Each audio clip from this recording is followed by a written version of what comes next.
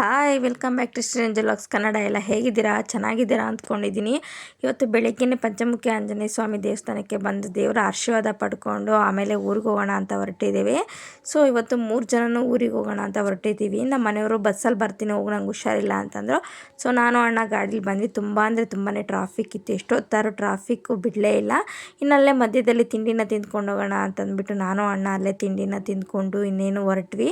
ಯಾಕಂತಂದರೆ ಮಧ್ಯದಲ್ಲಿ ಗಾಡಿ ನಿಲ್ಸೋಕ್ಕಾಗಲ್ಲ ಅಂತ ಹೇಳ್ಬಿಟ್ಟು ಅಲ್ಲೇ ತಿಂಡಿನ ತಿಂದ್ಕೊಂಡು ಬಂದ್ವಿ. ಇನ್ನು ನಾವು ಬಂದಿದ್ದೆ ಶಿರಾಕ್ಕೆ. ಸೊ ನಾವು ಬರೋದಕ್ಕಿಂತ ಮುಂಚೆನೇ ನಮ್ಮ ಅಪ್ಪ ಮತ್ತು ನಮ್ಮ ಮನೆಯವರು ಬಂದು ಅಲ್ಲೇ ನಮಗೋಸ್ಕರ ವೆಯ್ಟ್ ಮಾಡ್ತಿದ್ರು. ನಾವಿನೇ ಇಲ್ಲಿಗೆ ಯಾಕಪ್ಪ ಬಂದಿರೋದು ಅಂತಂದರೆ ಸ್ವಲ್ಪ ಡ್ರಿಪ್ ಐಟಮ್ ಬೇಕಾಯಿತು. ನಿಮಗೆ ಓದ್ಲಾಗಲ್ಲಿ ಹೇಳಿದ್ದು ದಾಳಿಂಬೆ ಇಡಬೇಕು ಅಂತ. ಸೊ ಹಂಗಾಗಿ ದಾಳಿಂಬೆ ಇಡೋದಕ್ಕೆ ಫಸ್ಟ್ ಡ್ರಿಪ್ನ ಮಾಡಬೇಕಾಗುತ್ತೆ. ಹಂಗಾಗಿ ಡ್ರಿಪ್ ಐಟಮ್ನ ತೊಗೊಂಡೋಗೋಣ ಅಂತ ಬಂದಿದ್ದೀವಿ. ಇನ್ನು ನಾವು ಸಬ್ಸಿಡಿ ಮುಖಾಂತರ ಡ್ರಿಪ್ನ ತೊಗೊಂಡ್ರೆ ತುಂಬ ಒಳ್ಳೆಯದು ಅಂತ ಹೇಳ್ತಾರೆ. ರೈತರೆಲ್ಲ ಸಬ್ಸಿಡಿ ಮುಖಾಂತರನೇ ಅಲ್ವಾ ತೊಗೊಳ್ಳೋದು. ಸೊ ಅದನ್ನು ಯಾವ ರೀತಿ ಅಪ್ಲೈ ಮಾಡೋದು ಅಂತ ಅಂದರೆ, ಯಾರು ಖಾತೆದಾರ ಆಗಿರುತ್ತೋ ಸೊ ಅವರ ಹೆಸರಲ್ಲಿ ಇರೋವಂತಹ ಪಾಣಿ ಆಗಿರಬೇಕು, ಮತ್ತು ಆಧಾರ್ ಕಾರ್ಡ್, ಪಾನ್ ಕಾರ್ಡ್, ಇನ್ನು ID ಪ್ರೂಫನ್ನು ಇಷ್ಟನ್ನು ನಾವು ಆನ್ಲೈನಲ್ಲಿ ಅರ್ಜಿನ ಹಾಕಬೇಕಾಗುತ್ತೆ. ಸೊ ನಾವಿಲ್ಲಿ ಯಾವ ಅಂಗಡೀಲಿ ತಗೋತೀವೋ ಅವ್ರಿಗೆ ಕೊಟ್ಟರೆ ಅದನ್ನೆಲ್ಲನ ಅವರೇ ಆ ಅರ್ಜಿನ ಹಾಕ್ತಾರೆ. ಮತ್ತು NOC ಅಂತ ಬರುತ್ತೆ. ಸೊ ಕೃಷಿ ಇಲಾಖೆಯಿಂದ ಆ NOCನೆಲ್ಲ ತಂದು ಕೊಟ್ಟರೆ ಅವರು ಅರ್ಜಿನ ಅಪ್ಲೈ ಮಾಡ್ತಾರೆ. ಇನ್ನು ನಮ್ಮ ಮನೆಯವರು ಸಹ ಎಲ್ಲ ಐಟಮ್ ಏನೇನೇನು ಬೇಕು, ಎಷ್ಟು ಬೇಕು ಅಂತ ಹೇಳ್ಬಿಟ್ಟು ನೋಡಿ ತೊಗೊಂಡ್ವಿ. ಇನ್ನು ಅದ್ರ ಬಿಲ್ಲು ಮುಂದೆ ಹೇಳ್ತೀನಿ ಎಷ್ಟಾಗಿತ್ತು ಅಂತಂದ್ಬಿಟ್ಟು.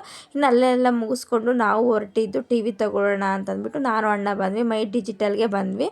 ಮನೇಲಿ ಡೂಮ್ TV ಇತ್ತು, ಅದು ಕೆಟ್ಟೋಗ್ಬಿಟ್ಟಿತ್ತು. ನಮ್ಮ ಮಕ್ಕಳದಂತೂ ಒಂದೇ ಆಟ.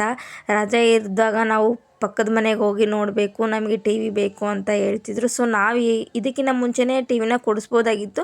ಸೊ ಮಕ್ಕಳು ಓದಲ್ಲ ಅನ್ನೋ ಒಂದು ಕಾರಣಕ್ಕೆ ನಾನು TVನ ಕೊಡಿಸಿರಲಿಲ್ಲ. ಆದರೆ ಇವಾಗ ಪ್ರೆಜರ್ ಜಾಸ್ತಿ ಆಗಿಬಿಟ್ಟಿದೆ. ನಮ್ಮ ಅಪ್ಪ ಅಮ್ಮಂದು ಅಷ್ಟೇ. ಮನೇಲಿ ಎಲ್ಲರ ಮನೆಗೂ TV ಇದೆ, ನಮ್ಮ ಮನೇಲಿ TV ಇಲ್ಲ, ಒಂದು ತೊಗೊಂಬಾ ಅಂತ ಹೇಳ್ಬಿಟ್ಟು ಅಣ್ಣಂಗೆ ಯಾವಾಗಲೂ ಹಿಂಸೆನ ಮಾಡ್ತಾಯಿದ್ರು. ಹಂಗಾಗಿ ತೊಗೊಂಡೋಗೋಣ ಅಂತ ಹೇಳ್ಬಿಟ್ಟು ನಮ್ಮ ಅಣ್ಣ ಕರೆದ. ಹಂಗಾಗಿ ನನಗೇನೋ ಇಷ್ಟ ಇರಲಿಲ್ಲ, ನಮ್ಮ ಮಕ್ಕಳು ಓದಲ್ಲ ಅಂತ ಹೇಳ್ಬಿಟ್ಟು ಸುಮ್ಮನೆ ಇದ್ದೆ. ಆದರೂ ನಮ್ಮ ಅಪ್ಪ ಅಮ್ಮ ಏನು ಎಲ್ಲರ ಮನೇಲಿದೆ ಅಂತ ಹೇಳಿದ್ರಲ್ವ. ಸೊ ಹಂಗಾಗಿ ಯಾಕೆ ಅವ್ರ ಮನಸ್ಸಿಗೆ ಬೇಜಾರ ಮಾಡೋಣ ಅಂತ ಹೇಳ್ಬಿಟ್ಟು, ಇರಲಿ ನಮ್ಮ ಮನೇಲೂ ಒಂದು ಅವಶ್ಯಕತೆ ಇದ್ದಾಗ ನೋಡ್ಕೊಳ್ಳಿ ಅಂತ ಹೇಳ್ಬಿಟ್ಟು ನಾವು LGಲಿ ನೋಡಿದ್ವಿ. ಅದು 43 ಇಂಚಸ್ ಇತ್ತು. ಇನ್ನು ಅದ್ರ ಪ್ರೊಸೀಜರ್ ಎಲ್ಲ ಮುಗಿಸ್ಕೊಂಡ್ವಿ. ಅಷ್ಟೊತ್ತಿಗೆ ಅಪ್ಪಾಜಿ ಅವರು ಡ್ರಿಪ್ ಐಟಮ್ನೆಲ್ಲ ಕಟ್ಟಿಟ್ಟಿದ್ದೀವಿ ಬನ್ನಿ ಅಂತ ಫೋನ್ ಮಾಡಿದ್ರು. ಇನ್ನು ನಾವು ಬರ್ತಾನೆ ಲಗೇಜ್ ಆಟೋದವ್ರನ್ನ ಕರ್ಕೊಂಡು ಬಂದ್ವಿ ಜೊತೆಯಲ್ಲಿ. ಯಾಕಂತಂದರೆ ತುಂಬ ಪೈಪ್ ಎಲ್ಲ ಇದ್ವಲ್ವಾ. ಸೊ ಹಂಗಾಗಿ ತೊಗೊಂಡೋಗೋದಕ್ಕಾಗಲ್ಲ ಅಂತ ಹೇಳ್ಬಿಟ್ಟು ಲಗೇಜ್ ಆಟ ಮಾಡ್ಕೊಂಡು ಬಂದ್ವಿ. ಇನ್ನು ಅಪ್ಪನೂ ಅಣ್ಣ ಮತ್ತು ನಮ್ಮ ಮನೆಯವರು ಸಹ ಎಲ್ಲನ ಪೈಪ್ನ ಎತ್ತಿಡ್ತಿದ್ದಾರೆ. ಸುಮಾರು ಒಂದು 60 ಇತ್ತೇನೋ ಅನಿಸುತ್ತೆ ಪೈಪು, ತುಂಬ ಪೈಪ್ ಇತ್ತು.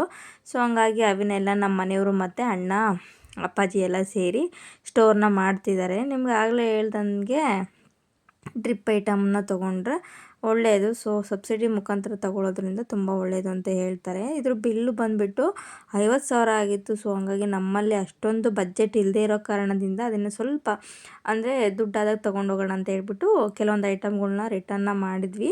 ಸೊ ರಿಟರ್ನ ಮಾಡಿ ಇನ್ನು ಟೋಟಲಿ ನಾವು 39,000 ರೂಪಾಯಿಗೆ ನಾವು ಲೆಕ್ಕನ ಮಾಡ್ಕೊಂಡ್ವಿ. ಇಲ್ಲಿ ನೋಡಿ, ನಾವು ತಂದಿದ್ದೆ 40,000 ಅಲ್ವಾ. ಸೊ ಹಂಗಾಗಿ 39,000ನ ನಾವು ಆ್ಯಡ್ ಮಾಡಿಕೊಂಡು ತೊಗೊಂಡು ಬಂದ್ವಿ. ಇನ್ನು ಬರ್ತಾನೆ ಮೆಡಿಕಲಿಗೆ ಹೋಗ್ಬೇಕಾಯಿತು. ಸೊ ನನ್ನ ಮಕ್ಕಳಿಗೆ ಸ್ವಲ್ಪ ಹುಷಾರಿರಲಿಲ್ಲ, ಹಂಗಾಗಿ ಸ್ವಲ್ಪ ಔಷಧಿಗಳನ್ನೆಲ್ಲ ತೊಗೊಂಡು ಬಂದ್ವಿ. ಇನ್ನು ಅಷ್ಟರಲ್ಲಿ TV ಪ್ಯಾಕ್ ಆಗಿದೆ ಅಂತ ಫೋನ್ ಮಾಡಿದ್ರು. ಸೊ ಹಂಗಾಗಿ ನಮಗೆ ಆ TV ಜೊತೆಗೆ ಕಪ್ ರಾಯಲ್ ಅಂತೇಳಿ ಒಂದು ಗಿಫ್ಟನ್ನು ಸಹ ಕೊಟ್ಟಿದ್ದರು. ಸೊ ಆ ಗಿಫ್ಟ್ ಏನಂತ ನೋಡೋಣ ಅಂತ ಹೇಳ್ಬಿಟ್ಟು ಮನೇಲಿ ನೋಡೋಣ ಅಂತ ಹೇಳ್ಬಿಟ್ಟು ಹಂಗೆ ತೊಗೊಂಡು ಬಂದ್ವಿ. ಅಲ್ಲೇನು ಓಪನ್ ಮಾಡಲಿಲ್ಲ. ಸೊ ಇನ್ನು ನಾವು ಬಂದ ತಕ್ಷಣ ನಮ್ಮ ಲಕ್ಕಿ ಅಂತೂ ಗೊತ್ತೇ ಇದೆಯಲ್ವ, ನಮ್ಮ ಲಕ್ಕಿ ಬಂದುಬಿಡ್ತಾಳೆ ಫಸ್ಟು. ಬಂದ ತಕ್ಷಣ ಬಂದು ನಮ್ಮ ಹತ್ರ ಬಂದುಬಿಟ್ಟೆ, ಆಮೇಲೆ ಅದು ಆ ಕಡೆ ಹೋಗೋದು. ಸೊ ಹಂಗಾಗಿ ಬಂದ ತಕ್ಷಣ ನನ್ನ ಹತ್ರ ಬಂತು.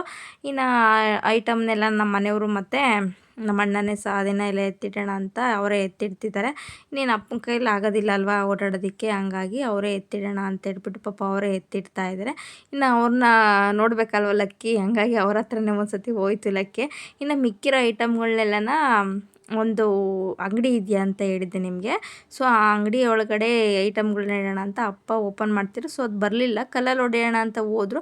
ಅಪ್ಪನ ಕೈಲಾಗಲಿಲ್ಲ. ಹಂಗಾಗಿ ಆಟೋ ಡ್ರೈವರು ಬಂದುಬಿಟ್ಟು ಬೀಗ ಹೊಡೆಯೋದು ಒಂದು ಕಲೆ, ನಿಮಗೆಲ್ಲಿ ಬರಬೇಕು ಅದನ್ನು ಅಂತ ಹೇಳ್ಬಿಟ್ಟು ಅವರೇ ಹೊಡೆದು ಕೊಟ್ಟರು. ಇನ್ನು ಅದನ್ನು ಓಪನ್ ಮಾಡಿದ ತಕ್ಷಣ ನನ್ನ ಮಗ ತೋರಿಸಿದ್ದೆ ಸೈಕಲ್. ಅಮ್ಮ ಸೈಕಲ್ ರಿಪೇರಿ ಬಂದೈತೆ ಅಂತ ಹೇಳ್ಬಿಟ್ಟು ಇಲ್ಲಿ ಇಟ್ಟಿದ್ದೀವಿ ಅಂತ ಹೇಳ್ತಾ ಇದ್ದ. ಮುಂಚೆ ಅಂಗಡಿ ಆಗಿಬಿಟ್ಟಿತ್ತು, ಇದು ಈಗ ಸ್ಟೋರ್ ರೂಮ್ ಆಗಿದೆ. ಇನ್ನು ಅದೇ ಆಟೋದಲ್ಲಿ ನಾವು ಮನೆಗೆ ಹೋಗೋಣ, ಇನ್ನೇನು ಇನ್ನೇನು ಲಗೇಜ್ ಬ್ಯಾಗೆಲ್ಲ ಸಮೇತ ಹಿಂಗೆ ಬಂದಿದ್ವಿ ಅಲ್ವಾ. ಸೊ ಹಂಗಾಗಿ ಹೋಗೋಣ ಆಟೋದಲ್ಲೇ ಮನೆ ಹತ್ರ ಹೋಗೋಣ ಅಂತ ಅಂದ್ಬಿಟ್ಟು ತುಂಬ ದಿನಗಳಾಗಿತ್ತು. ಸೊ ಹಂಗಾಗಿ ಆ ಟೆಂಪೋದಲ್ಲೇ ನಾವು ಲಗೇಜ್ ಆಟೋದಲ್ಲೇ ಬಂದ್ವಿ. ನಾವು ಬಂದ ತಕ್ಷಣ ನಮ್ಮ ಪಿಂಟು ತುಂಬಾ ಬೊಗಳ್ತಿತ್ತು. ಅದಕ್ಕೆ ಏನು ಖುಷಿ ಆಯಿತೋ ಗೊತ್ತಿಲ್ಲ, ಅದಕ್ಕಂತೂ ತುಂಬಾ ಖುಷಿ ಆಯಿತು ಅನಿಸುತ್ತೆ ನಾವು ಬಂದಿದ್ದನ್ನು ನೋಡಿ. ಇನ್ನು ಟಿ ವಿ ತಂದಿದ್ದಾಗ ಗಿಫ್ಟ್ ಕೊಟ್ಟಿದ್ರು ಅಂತ ಹೇಳಿದ್ದೆ ಅಲ್ವಾ, ಟಿ ವಿ ತೊಗೊಂಡಾಗ. ಸೊ ಆ ಗಿಫ್ಟನ್ನು ಹೊಡಿಬೇಕು ಅನ್ನೋದು ಕಾತುರತೆ ನನ್ನ ಮಗುನಿಗೆ ಜಾಸ್ತಿ ಇತ್ತು. ಸೊ ನಾನೇ ಹೊಡಿತೀನಿ ಅಂತ ಅಂದ. ಇನ್ನು ಅವನೇ ಹೊಡೆದ. ಕಾಫಿ ಕಪ್ಗಳಿತ್ತು ಮತ್ತು ಒಂದು ಪ್ಲೇಟ್ ಇತ್ತು. ನಿಜವಾಗ್ಲೂ ಅದ್ರ ಕ್ವಾಲಿಟಿ ಅಂತೂ ತುಂಬಾ ಕೆಟ್ಟದಾಗಿತ್ತು. ಒಂಚೂರು ಚೆನ್ನಾಗಿರಲಿಲ್ಲ. ಯಾಕಾದರೂ ಕೊಡ್ತಾರಪ್ಪ ಗಿಫ್ಟುಗೆ, ಸುಮ್ಮನೆ ಹೆಸ್ರಿಗೆ ಕೊಡ್ತಾರೇನೋ ಅನ್ನೋ ಅಷ್ಟು ಕೋಪ ಬಂದುಬಿಡ್ತು. ಯಾಕಂದರೆ ಅದು ಪ್ಲೇಟ್ ಇದೆಯಲ್ವಾ, ಸುಮ್ಮನೆ ಒಂಥರ ಮಡ್ಚಿದ್ರೆ ಪೇಪರ್ ಥರ ಮಡ್ಚುತ್ತೆ. ಸೊ ಹಂಗಾಗಿ ತುಂಬ ಬೇಜಾರಾಯಿತು. ಇನ್ನು ಇಲ್ಲಿ ನನ್ನ ಮಗ ಪಾಲಿಶ್ ಹಾಕ್ತಿದ್ದ. ಸೊ ಎಲ್ಲರೂ ಶೂಗೆ ಪಾಲಿಶ್ ಹಾಕಿದ್ರೆ ಇವನು ಕೊಬ್ಬರಿ ಎಣ್ಣೆಯಲ್ಲಿ ಪಾಲಿಶ್ ಹಾಕ್ತಾಯಿದ್ದಾನೆ. ಏನೇನು ತಲೆ ಉಪಯೋಗಿಸ್ತಾರಪ್ಪ ಮಕ್ಕಳು. ಇನ್ನು ನಮ್ಮ ಮಕ್ಕಳಿಗೆ ನಾಳೆ ರಿಪಬ್ಲಿಕ್ ಡೇ ಇತ್ತಲ್ವ. ಸೊ ಹಂಗಾಗಿ ಸ್ಕೂಲಲ್ಲಿ ಫಂಕ್ಷನ್ ಇದೆ ಅಂತ ಹೇಳ್ಬಿಟ್ಟು ಬಟ್ಟೆನೆಲ್ಲ ಐರನ್ ಮಾಡಿಸ್ಕೊತಾ ಇದ್ದಾರೆ. ಇವತ್ತೇನೆ ಎಲ್ಲ ಮುಂಚೆನೇ ರೆಡಿ ಮಾಡಿಸ್ಕೊತಾ ಇದ್ದಾರೆ. ಅಮ್ಮ ಬೆಳಿಗ್ಗೆ ಏನು ಮಾಡೋಕ್ಕಾಗಲ್ಲ, ಸೊ ಹಂಗಾಗಿ ಈಗಲೆಲ್ಲ ಮಾಡಿಟ್ಟು ಅಂತ ಅವರು ಐರನ್ ಮಾಡಿಕೊಡ್ತಾಯಿದ್ದೀನಿ ಅವ್ರಿಗೆ. ಇನ್ನು ಇದು ಬೆಳಿಗ್ಗೆ ಲಾಗ್ ಸ್ಟಾರ್ಟ್ ಆಗುತ್ತೆ. ಸೊ ಹಂಗಾಗಿ ನನ್ನ ಮಕ್ಕಳಿಗೆ ತಿಂಡಿನ ಮಾಡಿ ಬ್ರೇಕ್ಫಾಸ್ಟ್ ಬೇಗನೆ ಮಾಡಿಕೊಟ್ಟೆ. ಇಡ್ಲಿ ಮಾಡಿದ್ವಿ. ಸೊ ಇನ್ನು ಇಡ್ಲಿ ಮಾಡಿಬಿಟ್ಟು ನನ್ನ ಮಗನಿಗೆ ಸ್ನಾನ ಮಾಡಿಸೋಣ ಅಂತ ನೀರಿಟ್ಟು ಸ್ನಾನ ಮಾಡಿಸಿ, ಅದು ಚಿಕ್ಕವನಿಗೆ ಸ್ನಾನ ಮಾಡಿಸಿ ಕಳಿಸ್ದೆ. ಸೊ ನಮ್ಮ ಮನೆಯವರು ಅವನ್ನ ಸಹ ರೆಡಿ ಮಾಡ್ತಾ ಇದ್ದಾರೆ. ನಾನು ಸ್ನಾನ ಮಾಡಿಸಿದ್ರೆ ನಮ್ಮ ಮನೆಯವರೆಲ್ಲ ರೆಡಿ ಮಾಡ್ತಾರೆ. ಊರಿಗೆ ಬಂದರೆ ನಮಗಿದೆ ಅಲ್ವಾ ಕೆಲಸ ಮಕ್ಕಳದು. ಇನ್ನು ಒಂದು ಕಡೆ ನಮ್ಮ ಲಕ್ಕಿ ಹೊಟ್ಟೆ ಹಸಿವಾಗಿತ್ತೇನೋ, ತುಂಬ ಜಾಸ್ತಿ ಬಡ್ಕೋತಾ ಇತ್ತು. ಸೊ ಹಂಗಾಗಿ ಅದಕ್ಕೆ ಹಾಲು ಅನ್ನ ಎಲ್ಲ ಕಲಿಸ್ಬಿಟ್ಟು ಹಾಕಿ, ಇನ್ನು ನನ್ನ ದೊಡ್ಡ ಮಗ ಫುಲ್ಲು ರೆಡಿ ಆಗಿಬಿಟ್ಟು ಆಚೆ ನಿಂತ್ಕೊಂಡು ವೆಯ್ಟ್ ಮಾಡ್ತಿದ್ದ. ನನ್ನ ಚಿಕ್ಕ ಮಗಂದು ಇನ್ನೂ ರೆಡಿನೇ ಆಗೋದಾಗಿರಲಿಲ್ಲ. ಸೊ ಹಂಗಾಗಿ ಸುಮ್ಮನೆ ಎಲ್ಲರೂ ಒಂದು ಹತ್ರ ಕೂತ್ಕೊಂಡು ಮಾತಾಡ್ತಿದ್ರು. ಅಂದರೆ ಅವ್ರ ಅಪ್ಪನ ಜೊತೆ ಮಾತಾಡ್ತಾಯಿದ್ರು. ಇನ್ನು ನಮ್ಮ ಲಕ್ಕಿನ ನಮ್ಮ ದೊಡ್ಡ ಮಗ ಮಾತಾಡಿಸ್ತಾ ಇದ್ದ. ಇನ್ನು ಈ ಕಡೆ ತಿಂಡಿ ಆಗಿತ್ತು. ಇನ್ನು ನನ್ನ ಚಿಕ್ಕ ಮಗ ರೆಡಿಯಾಗಿ ತಿಂಡಿನ ತಿಂತಾ ಇದ್ದಾನೆ. ನನ್ನ ತಂಗಿನೂ ಅಷ್ಟೇ, ಇವತ್ತು ಸ್ಕೂಲ್ ಡ್ಯಾನ್ಸ್ ಪ್ರೋಗ್ರಾಮ್ ಇತ್ತಲ್ವ, ಹಂಗಾಗಿ ಟೀಚರ್ಸ್ ಎಲ್ಲ ಬೇಗ ಬರಬೇಕು ಅಂತ ಹೇಳಿದರು. ಸೊ ಹಂಗಾಗಿ ಅವಳು ಸ್ವಲ್ಪ ಬೇಗ ಹೋದ್ಲು. ಎಷ್ಟೊತ್ತಾರು ವ್ಯಾನ್ ಬರಲೇ ಇಲ್ಲ. ವ್ಯಾನ್ಗೋಸ್ಕರ ನನ್ನ ಮಕ್ಕಳು ತುಂಬಾ ವೆಯ್ಟ್ ಮಾಡ್ತಾಯಿದ್ರು. ಇನ್ನೇನು ನಾವು ಊರಿಗೆ ಹೋಗ್ಬಿಟ್ಟು ಬರೋಣ ಅಂತೇಳಿ ಮಕ್ಕಳನ್ನ ಜೊತೆಯಲ್ಲೇ ಕರ್ಕೊಂಡು ಬಂದು ಸ್ಕೂಲ್ ಹತ್ರ ಬಿಟ್ವಿ. ಯಾಕಂತಂದರೆ ಅಡಿಕೆ ಗಿಡ ಇಟ್ಟು ಒಂದು ವಾರ ಆಗಿತ್ತಲ್ವ, ಹಾಗಾಗಿ ಹೊಲ್ದ ಹತ್ರ ಹೋಗ್ಬಿಟ್ಟು ನೋಡ್ಕೊಂಬರೋಣ ಅಂತೇಳಿ ಬಂದ್ವಲ್ಲ. ಅದ್ರ ಜೊತೆಗೆ ನಾವು ಮಕ್ಕಳನ್ನ ಸಹ ಜೊತೆಯಲ್ಲೇ ಕರ್ಕೊಬಂದು ಸ್ಕೂಲ್ ಹತ್ರ ಬಿಟ್ವಿ. ಇವತ್ತು ರಿಪಬ್ಲಿಕ್ ಡೇ ಆಗಿರೋದ್ರಿಂದ ಮಕ್ಕಳೆಲ್ಲ ಚೆನ್ನಾಗಿ ರೆಡಿ ಆಗಿಬಿಟ್ಟು ಬಂದಿದ್ದಾರೆ. ನೋಡೋಕ್ಕೆ ಒಂಥರ ಖುಷಿ ಆಗ್ತಾಯಿತ್ತು. ಇನ್ನು ನಾವು ಅಲ್ಲಿಂದ ಹೊರಟ ಮೇಲೆ ವ್ಯಾನ್ ಬಂತು. ಸೊ ಇನ್ನು ನಮ್ಮ ಊರಿಗೆ ಬಂದ್ವಿ. ಅಜ್ಜಿ ಮತ್ತು ಇನ್ನೊಬ್ಬರು ಅಜ್ಜಿ ಇಬ್ಬರು ಜೊತೆಯಲ್ಲಿ ಅಡಿಕೆಲೆ ಹಾಕತ್ತಾ ಇದ್ದಾರೆ. ಇದು ನಿಜವಾಗ್ಲೂ ಈ ಸಿಚುವೇಶನ್ ನೋಡೋಕೆ ತುಂಬಾ ಖುಷಿ ಕೊಡುತ್ತೆ. ಯಾಕಂತಂದರೆ ಹಳ್ಳಿ ವಾತಾವರಣ, ಹಳ್ಳಿ ಸೊಗಡೆ ಒಂಥರ ಚೆಂದ ಅಲ್ವಾ. 10 ನಿಮಿಷ ಬೇಜಾರಾದರೆ ಎಲ್ಲರೂ ಕೂತ್ಕೊಂಡು ಟೈಮ್ ಪಾಸ್ ಮಾಡೋಣ ಅನ್ಬೋದು. ಬಟ್ ಇಲ್ಲಿನ ಜೀವನ ಹಾಗಾಗೋದಿಲ್ಲ. ಹೋದರೆ ಕೆಲಸ, ಬಂದರೆ ಮನೆ ಅಂತಲೇ ಜೀವನ ಕಳೆದೋಗ್ಬಿಡುತ್ತೆ. ಸೊ ಇವು ಅಡಿಕೆ ಗಿಡ ಒಂದು ವಾರ ಆಯಿತು, ಕಂಪ್ಲೀಟ್ ಆಯಿತು. ಸೊ ಹಂಗಾಗಿ ಹೇಗೆ ಹತ್ಕೊಂಡಿದ್ದಾವೆ, ಎಷ್ಟು ಹೋಗಿದ್ದಾವೆ ಇಲ್ಲ ಅಂತ ಅಂದ್ಬಿಟ್ಟು ನೋಡೋಣ ಅಂತ ನಾನು ನಮ್ಮ ಮನೆಯವರು ಬಂದ್ವಿ. ನಮ್ಮ ಮನೆಯವರು ನಿಂದು ಯಾವಾಗಲೂ ಇದೇ ಆಯಿತು ಅಂತ ತಮಾಷೆ ಮಾಡ್ತಾಯಿದ್ರು. ಸೊ ಇನ್ನು ನಾವು ಇದೇ ಹೊಲಕ್ಕೆ ಅಲ್ವಾ ಇಟ್ಟಿದ್ದು ಅಡಿಕೆ ಗಿಡ, ನೋಡೋಣ ಬನ್ನಿ ಯಾವ ರೀತಿಯಾಗಿ ಬಂದಿದ್ದಾವೆ ಅಂತ ಅಂದ್ಬಿಟ್ಟು. ಎಲ್ಲ ಗಿಡನೂ ಚೆನ್ನಾಗಿ ಹತ್ಕೊಂಡಿದ್ವು. ಅವಕ್ಕೆ ಚೆನ್ನಾಗಿ ನೀರು ಬಿಟ್ಟು ಕಾಲಲ್ಲಿ ತುಳಿಬೇಕು ಅಂತ ಹೇಳಿದರು. ಸೊ ಹಂಗಾಗಿ ಆ ಕೆಲಸನೆಲ್ಲ ಮುಗಿಸ್ಕೊಂಡು ಹೋಗೋಣ ಅಂತ ಅಂದ್ಬಿಟ್ಟು ಬಂದಿದ್ದೀವಿ. ಎಷ್ಟೆಷ್ಟು ಗಿಡ ಹೋಗಿದೆ ಏನು ಅಂತ. ಸದ್ಯಕ್ಕೆ ಯಾವುದೂ ಗಿಡಗಳು ಹೋಗಿರಲಿಲ್ಲ, ಚೆನ್ನಾಗಿ ಎತ್ಕೊಂಡಿದ್ವು. ಇನ್ನು ಊರಿಗೆ ಹೋಗೋಣ ಅಂತ ಹೊರಟು ಬಂದರೆ ಅಜ್ಜಿ ಇಲ್ಲಿ ಕೇಳಬೇಕಾ, ನನಗೆ ಹುಷಾರಿಲ್ಲ, ಹಾಸ್ಪಿಟ್ಲಿಗೆ ತೋರಿಸಿ ಅಂತ ಹಠ ಮಾಡ್ತಿದ್ರು. ಸೊ ಹಂಗಾಗಿ ಅವ್ರನ್ನ ಹಾಸ್ಪಿಟ್ಲಿಗೆ ತೋರಿಸ್ಕೊಂಬಿಟ್ಟು ಬರೋಣ ಅಂತ ಅಂದ್ಬಿಟ್ಟು ನಮ್ಮ ಜೊತೆಲೇ ಕರ್ಕೊಂಡು ಬಂದ್ವಿ. ಇನ್ನು ಅಜ್ಜಿನ ಹಾಸ್ಪಿಟ್ಲಿಗೆ ತೋರಿಸ್ಬಿಟ್ಟು ಅಮ್ಮನ ಮನೆಗೆ ಕರ್ಕೊಂಡ್ಬಂದ್ವಿ. ಆಮೇಲೆ ಹೋಗಿ ಬಿಟ್ಬಿಟ್ಟು ಬಂದ್ರಾಯಿತು ಅಂತ ಹೇಳ್ಬಿಟ್ಟು ಮನೆಗೆ ಕರ್ಕೊಂಡು ಬಂದುಬಿಟ್ವಿ. ಯಾಕಂತಂದರೆ ಇಲ್ಲಿ ಡ್ರಿಪ್ ಮಾಡಬೇಕಾಗಿತ್ತು. ಸೊ ನಮಗಿರೋದು ಇವತ್ತೊಂದೇ ದಿನ. ನಾಳೆ ಡ್ಯೂಟಿಗೆ ಹೋಗಬೇಕು ಅಂದರೆ ನಾವು ಇವತ್ತು ನೈಟು ಸಂಜೆ ಬೆಂಗಳೂರಿಗೆ ಹೊರಡಲೇಬೇಕಲ್ವ. ಸೊ ಹಂಗಾಗಿ ಇವತ್ತು JCPನೂ ಕೆಲಸ ಮಾಡ್ತಾಯಿತ್ತು, ಹೊಲದಲ್ಲಿ ಟ್ರೆಂಚ್ ಹೊಡಿತಿತ್ತು. ಸೊ ಹಂಗಾಗಿ ಲಾಸ್ಟ್ ಮೊಮೆಂಟಲ್ಲಿ ಇದು ಕೆಲಸ ಎಲ್ಲ ಮುಗ್ದಿತ್ತು, ಇನ್ನೇನು ಹೊರಡೋ ಟೈಮ್ ಆಗಿತ್ತು ಇದು.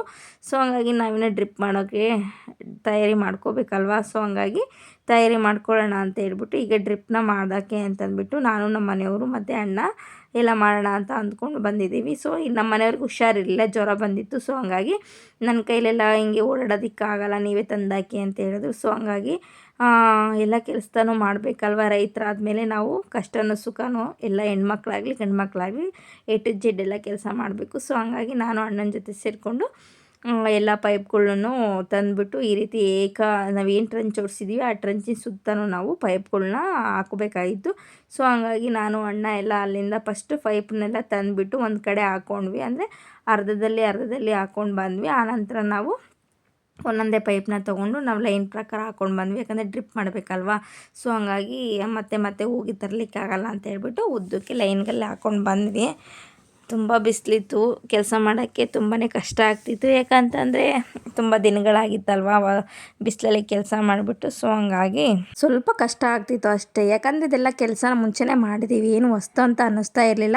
ಸೊ ಏನಂದರೆ ಈ ನಡುವೆ ಸ್ವಲ್ಪ ಬಿಸಿಲಲ್ಲಿ ಕೆಲಸ ಮಾಡಿದ್ದು ಕಡಿಮೆ ಆಗಿತ್ತು. ಸೊ ಹಂಗಾಗಿ ಸ್ವಲ್ಪ ಬಿಸಿಲು ಅನ್ನಿಸ್ತಾ ಅಷ್ಟೇ, ಬಿಟ್ಟರೆ ಕೆಲಸ ಮಾಡೋಕ್ಕೆ ಬೇಜಾರೇನಿಲ್ಲ, ಯಾಕಂದರೆ ಎಲ್ಲ ಕೆಲಸ ಮಾಡಿದ್ರೇ ನಾವು ರೈತರು ಅನ್ನಿಸ್ಕೊಳ್ಳೋದು. ವ್ಯವಸಾಯ ಮನ್ಮಕ್ಕಳೆಲ್ಲ ಸಹಾಯ ಅಂತ ಗಾದೆನೇ ಇದೆ. ಯಾಕಪ್ಪ ಅಂತಂದರೆ ಕೆಲಸ ಅಂತ ಬಂದಮೇಲೆ ಎಲ್ಲರೂ ಕೆಲಸ ಮಾಡಲೇಬೇಕಾಗುತ್ತೆ, ಚಿಕ್ಕವರಿಂದ ದೊಡ್ಡವ್ರವರೆಗೂ ಕೆಲಸನ ಮಾಡಬೇಕಾಗುತ್ತೆ. ಇದು ಇವತ್ತಿನ ನನ್ನ ವಿಡಿಯೋ ಆಗಿತ್ತು. ಯಾರೆಲ್ಲ ಇನ್ನೂ ನನ್ನ ಚಾನಲ್ನ ಸಬ್ಸ್ಕ್ರೈಬ್ ಮಾಡದೆ ನೋಡ್ತಾ ಇದ್ದೀರಾ, ದಯವಿಟ್ಟು ಸಬ್ಸ್ಕ್ರೈಬ್ ಮಾಡ್ಕೊಂಡು ನೋಡಿ, ಹಾಗೆ ಶೇರ್ ಮಾಡಿ, ಲೈಕ್ ಮಾಡಿ. ಇನ್ನು ನಿಮಗೆ ಈ ವಿಡಿಯೋ ಬಗ್ಗೆ ಏನು ಅನ್ನಿಸ್ತು ಅನ್ನೋದು ನಿಮ್ಮ ಅನಿಸಿಕೆಗಳನ್ನು ಸಹ ಕಮೆಂಟ್ ಮುಖಾಂತರ ನನಗೆ ತಿಳಿಸ್ಬೋದು. ಏನಾದರೂ ತಪ್ಪಿದ್ದಲ್ಲೂ ಸಹ ನೀವು ನನಗೆ ಹೇಳ್ಬೋದು. Thank you for watching.